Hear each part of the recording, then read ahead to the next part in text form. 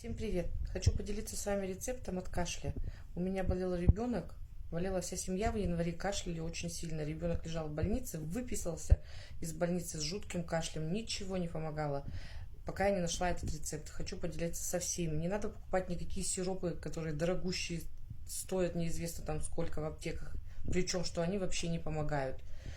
Вареная морковь на блендер, делаешь пюрешку, добавляешь столько же меда, по одной чайной ложке 3 раза в день детям, взрослым по столовой ложке. День-два и никакого кашля не будет. Ни сухого, ни мокрого, вообще любой кашель лечит.